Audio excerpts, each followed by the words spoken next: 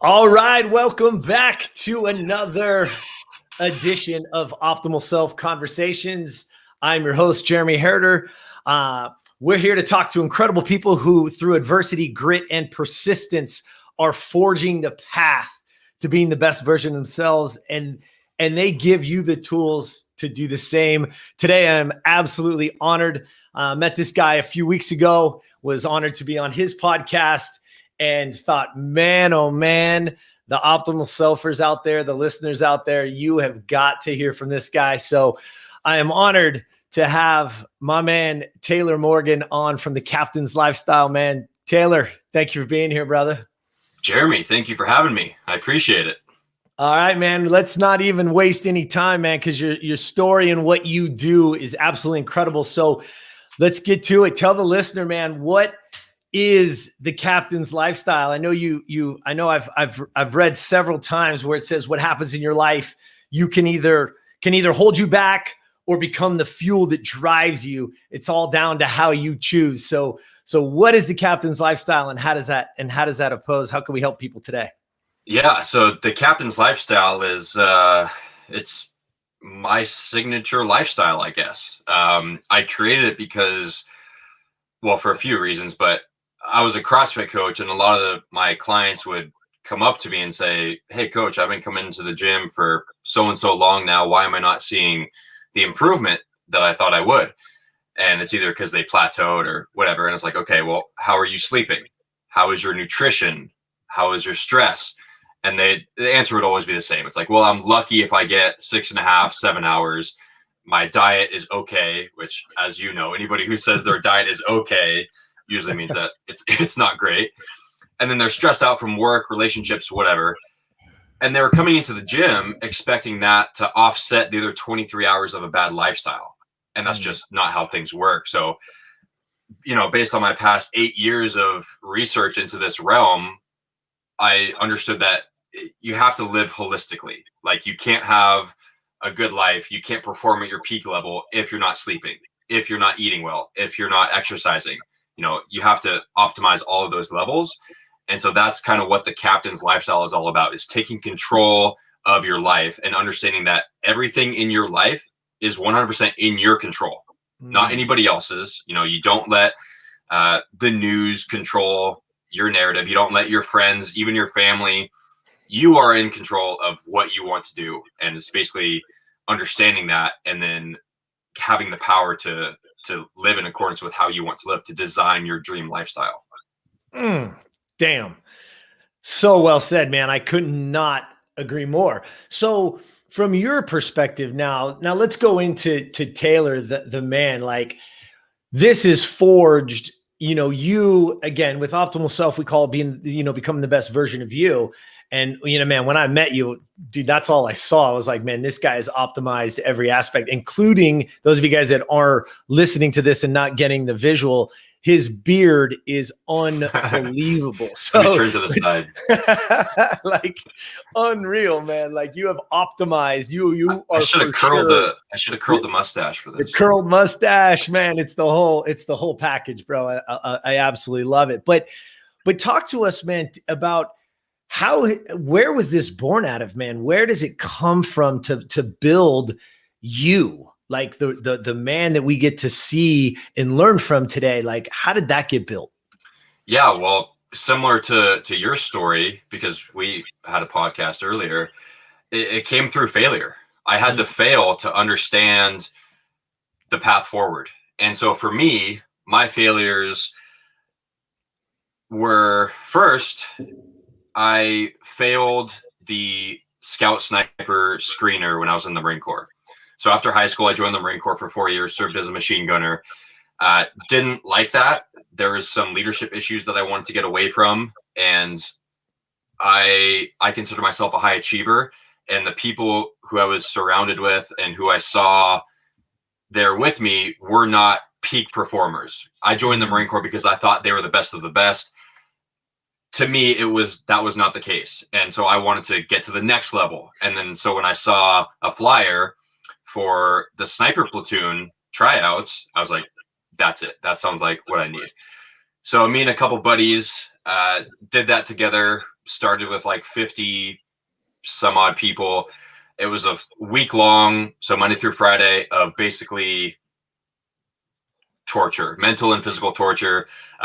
No more than 4 hours of sleep per night, minimal food, just constant physical and mental challenges. You're moving all day. You're having to do mind games, create missions, all that type of stuff. And people are just dropping day after day. The people who are left is getting smaller and smaller. The last day, I think it was only 11 people, including myself, who made it to the end. And I was the only one of them who did not make the platoon. And that, I'm going to be honest, that crushed me, because I just went through a week of hell, both mental and physical. I was destroyed. And just the feeling of accomplishment from achieving that was great. But then to come to find out that all of my best friends had made it, I was the only person out of everybody who made it to the end that did not. And the reason that they gave me was that I didn't work well with others, that I was too focused on myself. And at the time, I did not agree. But now looking back, I can see where they were coming from. I was too focused on myself getting through the mental and physical challenges. Whereas I could have helped those around me. And, I did. This kid passed out. I had to carry him the rest of the way. And there were things that I did, but in their eyes, I wasn't doing enough. And especially in a platoon, where it's a life or death situation, you have to be working together. If you're focused on yourself, you're going to die. So they were absolutely right in not accepting me. But what I learned from that was, it's not about me. Nobody gives a shit about Taylor. I have to help others succeed. And so that was my first failure. Second failure was I broke my ankle in the Marine Corps while drunk, very drunk, just doing stupid stuff. We won't get into that whole story here unless you want to. It's kind of funny. But what I learned from that is I didn't want to keep going down that path. I was not optimizing my days. I didn't want to keep drinking and just playing video games all day. And it was only a few days before my second deployment that happened. So I didn't get to go on deployment with my brothers. And that also crushed me. I was like, Taylor, like, you can't keep doing this. And so I quit drinking for 2 years, just completely cut it off. And I started diving deep into the world of everything personal development, listening to podcasts, reading books, which I had always despised. I never even read a book up until this point. So that was a big change. And then just really starting to understand how everything ties into living a good life. I became a CrossFit coach, started coaching CrossFit. And then long story short, come to my third failure, I guess it is. I took a job as the head coach of the biggest CrossFit gym in Saudi Arabia. I turned down a position in the Cayman Islands, beautiful place, because they paid me less money. So I took the higher paying job in a place that I knew that I was not going to like. The desert is not my place. And because my mindset at the time was, I just served 4 years in the Marine Corps, hating life for little pay. I can get paid a lot to hate my life for 2 years. Turns out that's not the case. I found out very quickly that I don't give two shits about money if I'm not happy. And it's just because the lifestyle there, and I'm speaking generally, of course, there's some outliers, but in general, the lifestyle in Saudi Arabia is the complete opposite of how I want to live my life. Just complete and total disregard for their own personal health and also the environment. Multiple occasions I saw people just flicking their cigarette butts out on the street. So obviously they don't care about themselves. They're smoking. They don't care about the environment. There's litter, dumpsters overflowing with crap, stray cats, dead in the streets. Stay up till 3 a.m. drinking coffee, just not healthy. And then they're super stressed out from their jobs. A lot of them don't like their jobs. They just do it because they get paid a lot. And it's unfortunate. So you can see it's not a good combination. And that was kind of like the straw that broke my back. So there was also some problems with the gym. They wouldn't let me do my job as head coach. I'm like, okay, I'm not going to just keep the title of head coach and please you guys. I'm not going to go against my core values. So I decided to stop that, to create my own thing. work for myself, and make more of an impact. And because I wasn't making as big of an impact as I could there, they just wanted these little tips and tricks on working out. And I was like, it's more than that. You got to optimize your sleep in order to feel good to come into the gym. And in order to recover, you have to fuel your body properly and all these things. So all of those things kind of led me to what I do today and the Captain's Lifestyle. So I'll stop talking now. No. That's good. Cause I want people to understand is, all of us on this journey, right? With Optimal Self and the people that listen now, the people that we have, it's art of becoming the best version of you. And it's not Taylor's version or Jeremy's version, right? This is truly about finding the best version of you. And it takes failure. It takes learning, right? You've said that several in everything that you just said right now. Something that I love that's dear to me is that, and I believe this, and I'd like for you to expand on it a bit is in those learning processes that, people think, and we're told a lot of times like, oh, it's all comes down to hard work, and it does. But I say it this way: success comes if you're willing to learn. And sometimes learning is meaning stepping into an opportunity like you did and failing. And literally failing, man. I can't even imagine what that moment is like. 11 guys left, the week, how hard I go through it, and 10 go on and I don't, right? Like, so can you give us a little bit more insight to what is that internal narrative? How did you get through that moment, watching those dudes go on? And now you've got to not only pick up the pieces, but hey, bud, you're still in the Marine Corps and you got to fight for these next band of brothers, right? Yeah. Talk us through a little bit of that. Again, how did you, what did you say to yourself? How did you get yourself through that? Yeah, that was tough. And it took a while. I'm telling you what I learned from it. This is only years after the fact. Sure. At the time, I was very bitter. I was upset. I did not want to go back to my old platoon. Like I said, I tried out for that because I wanted to take a step up. I wanted to experience better leadership. And I'm just trying to think back of what got me through that. It took a while. After that happened, I kind of continued going down that same path of just being bitter, I guess is a good way to describe it. Just waking up and not being happy with my situation or where I was, and still trying to think of ways to get out of it. It wasn't till a while later when I, had sat down, had conversations with some of the guys, and they're like, yeah, man, you were too focused on yourself. Like, that's really all it is. And I still didn't want to believe it. I was like, that's fucking bullshit. Like, I carried this guy. He was passed out. He couldn't, just making excuses.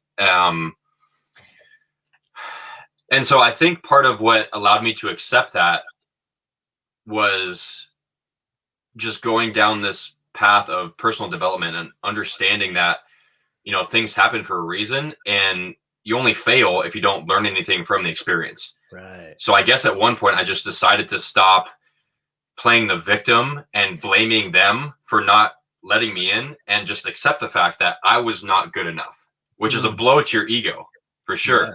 And I think that's why it took me so long, because I had a huge ego in the Marine Corps, very big. And I obviously didn't want to accept that, but I kept learning about personal development and stoicism and all these things. And it's like, okay, well, I could either continue to let this affect me, or I can learn from it and move on. And I guess I came to the realization that you only suffer if you let yourself continue suffering. If you learn from it and move on, things can get better and you can start to improve. So I think that's what it was, but it was definitely not in the moment or close to the moment realization. So which is incredible. And I know the people listening, people have been in similar situations, and it's literally putting ourselves into the prison we don't even know we're in, because we're holding on to, it's their fault. Why didn't they pick me? Right. I mean, my story, I've been through that as well, is that why didn't you pick me? Well, you weren't good enough. Yep. Right. It's like, and again, what they were saying to you in that moment is, you weren't the right fit for this. Not that you wouldn't ever be if that really truly was your lot in life, right? Is to like, no, I'm going to come back and I'm going to get back on that platoon. I'm going to do it again. And I'm going to show them that, yeah, man, I am, which is really interesting because, and I want the listener to understand is that failure, that holding on to ego, that moment of understanding that it's about helping others. It's not just about me. I mean, and now I look at your business in life and what you do today for people, and that's 100% what you actually do, right? Yeah.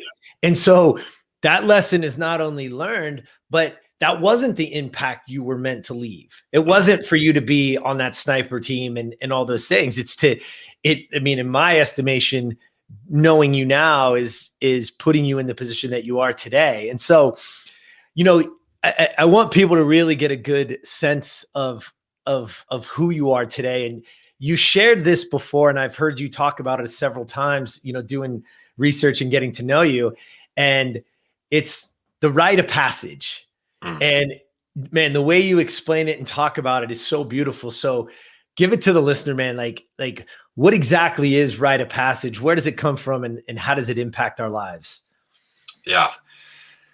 So rite of passage is, I think, one of the major aspects of modern society that is missing. And I think this is causing a lot of issues. But to answer your question first, a rite of passage is basically something that, once you accomplish this, then you get the title of this. For example, the Marine Corps, the one that I went through. Once you pass boot camp, you go through the crucible, is what it's called, the last part. You get handed your Eagle Globe and Anchor, they pin it on, and you're now officially a Marine. That's the Marine Corps' rite of passage. It used to be in society, in tribes and everything like that. Another example, to become a man, some tribes would have to go out, when they're 13, 14, whatever it is, go out on a hunt, kill an animal, skin it, carry it back to the camp. There's a celebration, whatever it is. Then, okay, you're now a man. In today's society, there's really nothing. There's no challenge that you have to overcome. School is made so easy for you. Everybody passes, 8th place trophies, like everything's fine. Like you're successful even if you fail. Like it's okay. Just society has gotten so soft, and nobody likes going through challenges anymore. Even something as basic as a cold shower. 99% of people are deathly afraid to get in the cold shower just because it's uncomfortable. There's no danger from it. You're just going to have a minute of uncomfortability, if that's even a word. But yeah. I think people need to go through some type of challenge, whether that's, a Spartan race, the competition of any sort, like a real competition where there's winners and losers. Not everybody is a winner. Let me clarify that if you give 100% of your best effort and you still, get second place, third place, whatever it is, then that is a win for you. But that doesn't mean that you won the competition. There's a difference there. You can give your best effort and you win in your book, but you still shouldn't really get a trophy for that, in my opinion. So that's what rite of passage is, and that's why it's so important, I believe. Yeah, man. I love it, man. I know that, again, I can't agree more, man, is that we get soft, is because we're so, easily influenced, and we believe that everybody, again, should get a trophy. And man, I'm right there with you, man. That's not the problem with that is that's not how life works. Right. No. And then we try to make that into life. And that's just, it just doesn't work. So, well, then you grow up thinking that you're entitled to everything. Right. But there's somebody better that's qualified and they get the job. And you're like, well, wait, I'm worthy, like, yes, you are, but you were not good enough to achieve this. Like, and yeah, that's a big issue. It is. And I love it because it's again, when we talk about the art of becoming the best version of you, when you talk about the captain's lifestyle, and it's about becoming the captain of your life, not mine, not the way I do it, not the way Taylor, like how we can actually And you said it in the opening, and I want you to expand on this a little bit too, because I hope people didn't miss it, is that you said you are in control. Control, we say it all the time in our control the controllables. Mm-hmm. Can you expand on that a little bit? Because I know you and I are in 100% agreement. The number one peak performance drug on earth is sleep. Like there is no better performance enhancing drug than sleep, right? And it's free. And it's free, right? But so just expand a little bit more on and give people what that it means. Like control the controllables. You're in control. Yeah, I wish I could reach back here, but my headset's attached to draw on the whiteboard. But yeah, in my program, I give my clients an exercise to do, and it's called the Circle of Concern exercise. Are you familiar with that? I'm not. Bring it to us. So I really wish I could draw this, but I'll just kind of use my hands. So you have 3 circles. You have the circle of concern, which is the biggest circle, and that's everything that you're possibly concerned about. Your dog is sick, whatever you saw in the news, somebody tweeted a negative thing at you, your boss yelled at you at work, your car needs to be fixed, whatever. Anything that you're concerned about goes in that circle. Then inside of that, you draw a medium-sized circle, and that is your circle of influence. Those are the things that you have some form of influence over. So, for example, other people. You cannot directly control another person, but based on your communication skills and how you talk with them, you can have some form of influence, right? So that's why they're called influencers, because they influence people's actions. So certain things in that list in your circle of control will be able to potentially be influenced by you based on, how you play your cards. And then the smaller innermost circle is the circle of control. These are the things that you personally can directly control. You can directly control the outcome of these situations. So out of the list that I mentioned, your car needs to be fixed. You have direct control over that. You can take it to the shop, get it fixed, whatever. The thing that you saw in the news that pissed you off, you have zero control over that whatsoever. So you should not be focusing any of your attention or energy on that thing because you can't control it. Maybe if you're a politician, you might be able to have some form of influence around it, but it doesn't go in your circle of control. And so what I teach my clients is to only focus on the things that are in that circle of control, because if you waste your time putting all your time and energy on everything that you're concerned about, you're going to be so stressed out and you're going to be angry because you can't control those things. Traffic is another really good example. Yeah, a lot of people get angry at traffic, but can you do anything about it? Maybe. Leave earlier, maybe plan to leave earlier, find an alternative route. But if you tried those things and it still doesn't work, then relax, because in the moment, there's nothing you can do. So might as well enjoy it, put on a podcast, learn something new, meditate, whatever. So it's about switching your mindset into everything that you can't control to only focusing on what you can. Very, very. So go through those 3 again. Circle of concern. Circle of concern, big one. Big, yeah. The circle of influence, and then the circle of control. Okay. And so what we're trying, and so the people at home, people listening, is we've got to, one, fill this out and understand what is of concern, what is of influence, and then, but what is truly of control, yep. Right? And then as we get through this, again, let people see if we can focus more often on what we can actually control, we start to eliminate a lot of some of the stresses and anxieties that we put on that we take on, right? Like, again, I love the traffic analogy because it's so true. Is how many times do you get in and get cut off, or you're in a hurry, right? And that's one of those things, right? Is like, oh my goodness, I didn't account for it. It usually takes me 20 minutes to get there, and I jump on the freeway and it's backed up. And now that 20 just turned to 40 and I'm late, and we go, that damn traffic. It's all traffic's fault. This stupid thing, right? Those of you guys that live in, I mean, I'm in Southern California, man. The LA, yeah. the 405 is because, they call it the 405 is because you either go 4 or 5 miles an hour on it. Right? That's good, yeah. But we don't look at ourselves. We don't go back and to say, I can't control the traffic, but I can control leaving earlier. Like, that's an amazing, I mean, imagine that reframe and what that does for people. Yeah. And that's so strong. Man. Are you familiar with this book? I am. Viktor Frankl? Yeah, but please give our listeners the book he just held up was Man's Search for Meaning by Viktor Frankl. Yeah. So yeah, give us some insight, man. Talk to us about how it's influenced you and how you use it today. Yeah, well, full disclaimer, I haven't read the whole thing. I'm just getting started in it, but I understand the basic premise behind it. I've heard it so many times. Viktor Frankl was a Holocaust survivor, and he was a psychologist or a psychiatrist, one of those, and he was able to find meaning and find the positive side of literally the worst possible human experience.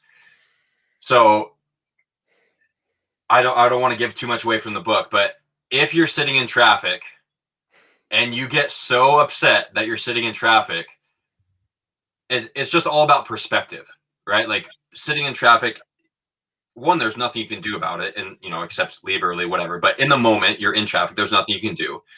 So you can either react or respond one of two ways. One, you can do your normal response of getting angry and cursing and flipping off the drivers, whatever, and then just getting really stressed out. And then you get to work or home from work. The real problem is when you get home from work and then you bring it to your family, all that stuff. Or you could realize that you don't have control of the situation and to make the best of it. Like I mentioned, putting on a podcast, meditating, doing breathing exercises, something like that. Because the major premise of the book is between stimulus and response is man's greatest power, the freedom to choose. So you can choose how you feel. You can't pick and choose every single situation, but you can choose how you respond to those situations. And that once you truly understand that, really nothing's going to affect you the way that it used to, because you can control the thoughts in your head. Oh my God. Wow. So that is the superpower for humans, right? The power to choose. And we give up our superpower so much because we let the circumstance, right? The circumstance or situation dictate how we feel, as opposed to using our superpower, which is I get to choose how I feel. Yeah, man, that is so powerful. Real quick, another really good example of that is notifications. So if you get notifications on your phone, text messages, calls, emails, social media, whatever, and you instantly react to that, like you hear the ding, you got to check your phone, you get a phone call, even if you're in a conversation with your daughter, your son, you have to go to the phone call. Like the example you gave on my podcast with the movie. Yeah. If you have to go divert your attention to this other thing, you're not living your life. You're letting other people live your life for you because they're pulling your attention to what they want. So you're letting other people's priorities or problems, OPP, I like to call it, you're letting that run your life. So they're basically using you to get what they want, as opposed to you living your life in accordance with what you want. Yeah, man. Well said. And we teach people how to treat us, right? And so if you're running to it all the time, I don't even have notifications. That's such a good point. Yeah. I don't have them on my phone, not for anything. No. So I don't get text message. I don't get a notification, a text message, none of it anymore. I mean, the apps that we use, none of it. I have to actually physically go to it, to make it happen. And I think so if the listener is out there and you want some actionable items from what Taylor's given us right this second, that's it. Turn off schedule it in, turn off the notifications and schedule it. It's not that I don't answer every email. It's not that I don't answer every text message, but it has a time and a place in my day and in my life. And so again, on the becoming the best version of you, you know what I mean? Like for us, these people that are out there that are the optimal selfers that, okay, you want to be your optimal self. Well, let's get in control of how you control your day. And what Taylor said earlier, right? Let's really get into that circle of control and what's in there. And that's where my focus is. So it's really beautiful. I want to transition a little bit because going through the Marine Corps, getting into being the CrossFit coach, now building your own company of coaching, teaching. So one of the questions, I have for you in regards to that, everything that you just exposed us to is, how do you feel about mentors, coaches, teachers, role models? And then I want you to elaborate a little bit. Who were yours, right? Because nobody succeeds alone. Nobody. No. You don't get where you are without somebody else feeding you. That's why we're here right now having this conversation. And you and I are together is because somebody has given us something that it's our duty and to give back. So how do you feel about mentors, role models, coaches, whatever that word is you want to use? And then who were yours? Yeah. Well, it seems like you already know my answer because some form of mentor or coach, I believe, is required to be a high performer or high achiever in today's society. You just have to, because, especially in entrepreneurship, it's all about speed of implementation. So you could absolutely try to learn these things on your own, but by the time you do, you're going to be so far behind everybody else that it's not going to matter. So coaching and mentorship is one about speed of implementation, about, somebody else has already solved the problem that you're experiencing. So hire them to teach it to you. So you don't have to spend the time, stress, energy to figure it out yourself. And then also number two is it improves you. Like it makes you better, faster, become the best version of you faster than you could on your own. And I think my client summed it up very well. He just finished up the Captain's Lifestyle program, and he now realizes, like, it doesn't, like, whatever area of your life you're struggling in, you should have some form of coaching or mentor in that area. He realized that it's now a requirement. He understands the benefit. He went through my course. He's like, well, now that we're done, it doesn't mean that it's done. Like, I still need to continue down this journey. And it could be in business, it could be in health, nutrition, exercise. That's why in my personal program, I don't give my clients specific exercises, because everybody's going to have access to different gyms. I recommend they go to CrossFit, would be the best, and get, a good CrossFit coach to help them. But even if they just have access to a 24-hour gym, I recommend they get a personal trainer, because I was a personal trainer. I understand the benefit of in-person coaching. Same thing with business. If you're starting a business and you don't have a business coach, what are you doing? So yeah, then to answer your second question, who are some of mine? Mentors were Ben Greenfield. He's got a podcast, Ben Greenfield Fitness. What is the name of his podcast? I don't know, but just search Ben Greenfield. Very famous biohacker, athlete, author. Yep. So I would say him primarily now. Originally, the person who really got me going down this journey of self-optimization was Ben Bergeron, who I know you're obviously familiar with. I dove super deep into everything that he teaches in his podcast. I have probably listened to all of his podcasts like 3 times. Got his book, read that. It was amazing. Met him in person, did one of his seminars. And what he taught me was specifically around mindset.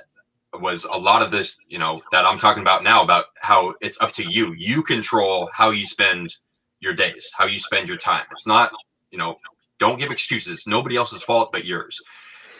So he was number one who kind of got me down this path. And then, from there, it's like I mentioned, Ben Greenfield, Aubrey Marcus, Tim Ferriss, all the big names. And then specific to my coaching program, I had a lot of the holistic lifestyle knowledge, but I didn't know how to put it into a program and make a business out of it.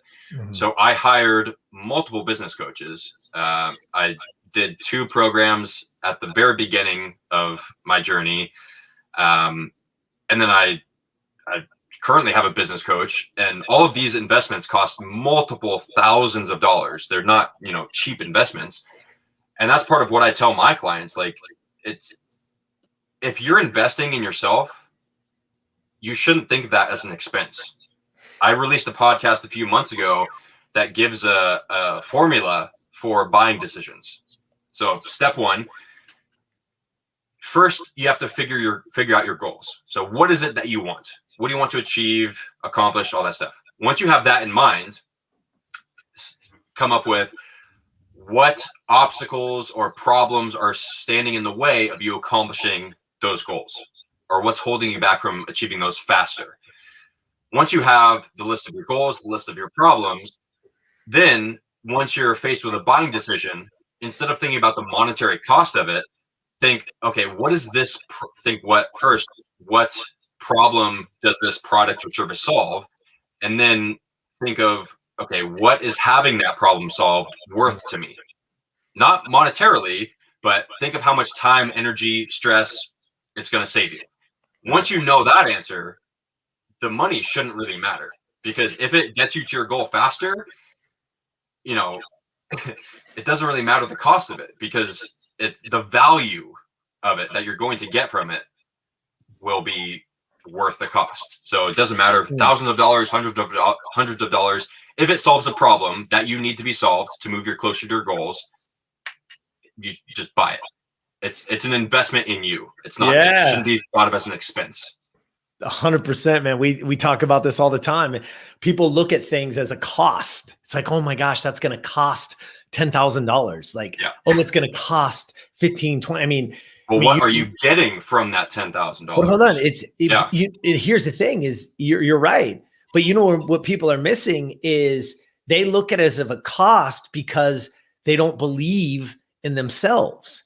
If you look at it as an investment in you, man, like that's a whole different way. And now I'm not looking about, hey, what am I going to get from this? I look at it, it's an investment in me. And it says, what am I going to give to this? How much am I going to listen? How much am I going to pay attention? You've taken your program. How much of it am I going to follow? Right? Am I going to do the homework? Am I going to do what's necessary to get the benefit? Because that's why people don't do it. Not because it's not a cost at all. It's because they might think of it as a cost. They're looking at a dollar figure, but what they're really missing is the investment in themselves. And what they're really saying is, hey, I'm not good enough. Hey, I'm not worthy. Hey, I'm not worth that investment. And you and I both know, man, that we've got to reframe that mindset. We've got to help people reframe that. Yeah, and that's what I was just going to say. I think it comes down to self-limiting beliefs. Because I'll be fully transparent. I've had clients or potential clients on the phone, everything is going great. Get to the end, they're like, oh, that's too expensive. I can't pay that. And I'm like, okay, well, how much is a lifetime of health and happiness worth to you? Right. And they're kind of like dumbfounded. They're like, I didn't think of that. It's like, because their self-limiting beliefs are holding them back. They are so focused on the dollar cost of it instead of seeing the long-term value. And my program, I'm sure your program too, is scheduled so you don't have to continue this coaching for the rest of your life. I am sure you teach principles that are just, that should remain similar throughout your entire life. And then once you learn them for life. It's not like you have to continue paying thousands of dollars. You will have to continue paying thousands of dollars if you don't learn these lifestyle habits, and then you end up in the hospital with a chronic disease 10 years down the road. Right. So it's all about how you think. Yeah, it's about building the habits that are going to get you the life that you want. Right. That's what it comes down to. I mean, because clearly the habits that you have today, or that we have today, right? We've got to constantly be working at it. I'm not done. The best is yet to come, man. It's a work in progress. And for me personally, I've signed up for free courses. I've signed up for paid courses. And I'll tell you what, I've by far get the most value out of the courses that cost me the most, because I spent that much money. I'm like, fuck, I need to squeeze every last drop of value out of this because it's a lot of money. And so I'm going to make damn sure that I'm paying attention, taking notes, getting the most out of it. Whereas a free course, you might pick up a tip or trick or two, but you're not invested. You're not bought in to the results. Right. So So talk about, when for most people, because again, it comes down, we talk a lot about belief, right? Belief in ourselves, belief, are we worthy? Belief, do we believe the plan will work, right? And just like you said, you take people through this journey and it's like, yeah, do you believe in the plan? And they're like, yeah. And then the question is, do you believe in you? And they go, you know what I mean? It stops people. So how can we help the people listening today? Is there anything that you do in your life? How do you implement what you hear? How do you implement the things that you want in your life? Me personally? Yeah. How do you get through those things? Implementation is the key, man. Like we can know, like, again, we can know everything, right? The trick is not about knowing. You can master the knowing side, but you'll never have success until you master the behavioral side. Yeah. Right. And so, or at least take the side of mastering behavior. You got to change something you do. Is there something that you teach or do that these people could take away from today that are listening? Yeah. Well, first of all, I say the exact same thing. Information is not the problem. You can search whatever you want for free. It's in a podcast. It's in a book. It's somewhere. Your lack of information is not the problem. It's the accountability, just like you said. So for me personally, I am not perfect at this. I don't think anybody will ever be perfect. Right. But I think I'm a little bit different. And I think what works for me is not what I would necessarily recommend to somebody else. I have always, well, maybe not always, but once I set my mind on something, I just do it. Like when I broke my ankle drinking, I was like, okay, I'm done drinking. Even though I was technically probably an alcoholic, I gave it up. I'm like, I'm not doing that anymore. And a lot of people, like to maybe wean off it, slowly decrease. For me, it's just you do it or you don't. And so for me, if I commit to doing something, I'm going to do it. But a lot of people that doesn't work for, because I don't really know why. It's got something to do with their upbringing, their past, their self-limiting beliefs. And so the recommendations that I would give to other people is find some form of accountability. Whether that's you tell your friend what you want to do, and then every night you guys check in with each other. The common example is a gym buddy. If you want to start going to the gym and you've been a couch potato for the past year, it's going to be very difficult for you to get up and go to the gym every single day, like you said. But if you get a friend, if you recruit somebody to go with you and they show up to the gym at 5 a.m., you're going to want to make sure that you don't let them down. So, right. And that works for me too. Like, I would rather let myself down than let somebody else down.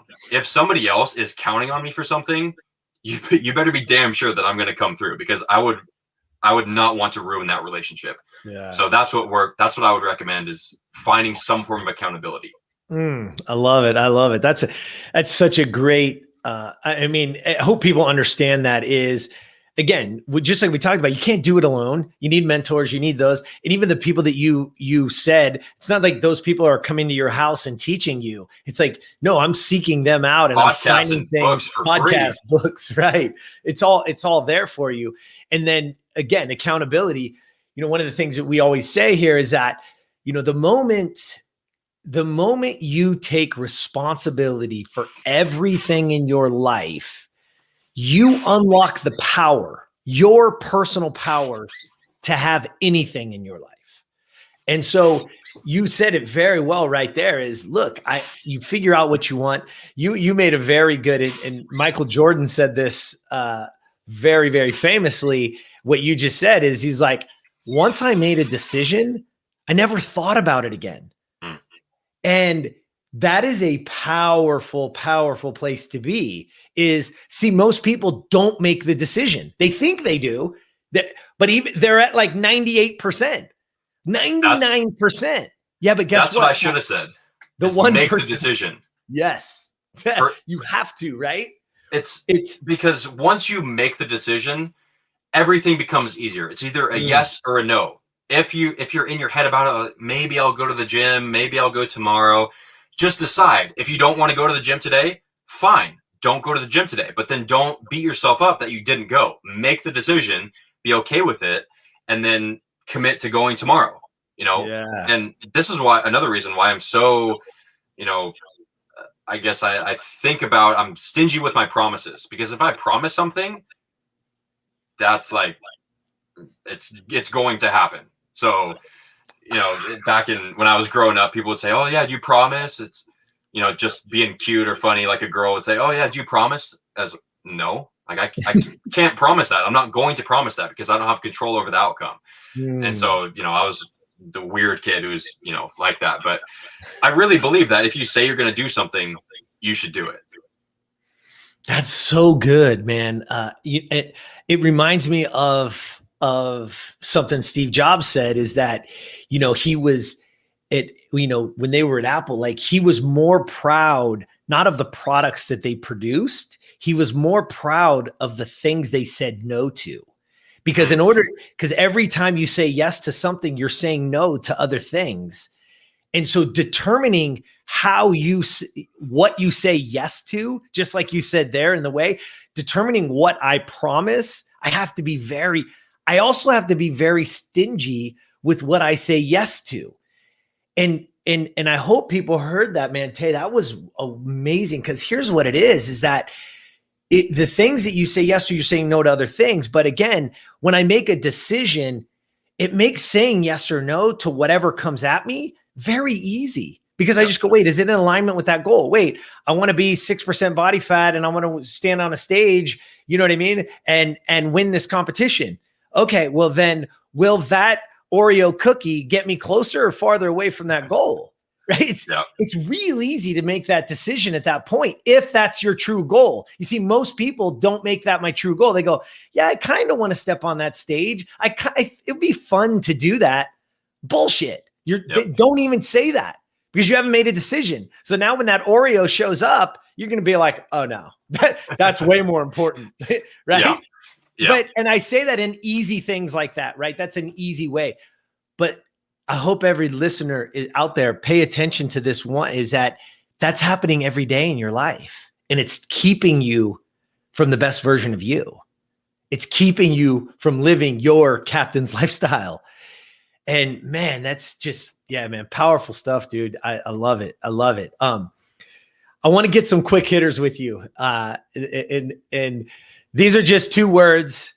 And I just want, when you hear them, what comes to mind, right? We call them the quick hitters, this part of the show, this part of the conversation. And so this quick hitter, the word is discipline. What comes to mind when you hear that? Jocko Willink. Discipline equals freedom. Well said. Yeah. Are these short answers just like? No, I love it. Keep going, please. Keep going with that. Yeah. Going back to what we just finished talking about, like if you're going to say something, do it. And that requires discipline.